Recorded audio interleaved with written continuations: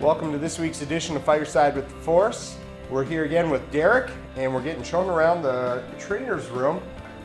So kind of show us around the room here. So for instance, I've seen one of these before. What are the players' pros out of using a machine like this? So there's a few pros. Ice bath, a lot of people are familiar with.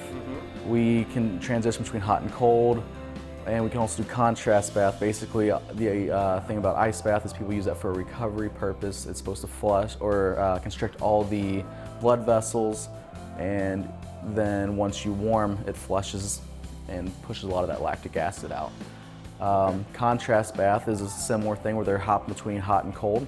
We'll do that a lot in the post-acute phase of an injury, where we got a little bit of swelling hanging out there, but it's safe to incorporate heat at this point. So we're using almost like a pump action to do that. So that's one of the tools that we use. These two things I kind of put on the back burner. They're not my favorite forms of recovery or treatment, but we do have them. Okay.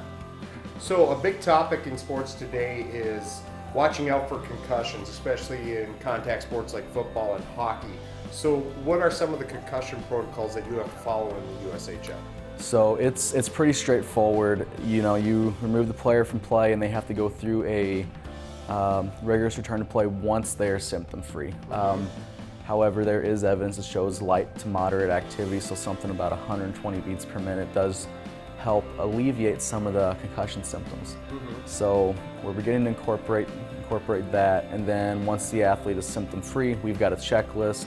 We use the NHL's SCAT-5, which is a document that helps us assess and determine, the level of concussion, the symptom severity that they have, and how that was based on a baseline of that we took at the beginning of the year. So that helps us kind of determine, okay, is this a normal symptom for them to have? If they say they are usually fatigued and they mark fatigue down, then we have like, oh, that's normal, versus, they say they're having anxiety and they don't normally have anxiety. Sure. So that's it for this week's edition of Fireside with the Force. The Force are back in town Friday night at 7 o'clock. And from all of us here, we'd like to wish you all a happy Thanksgiving. Thanks so much, Derek. Thank you.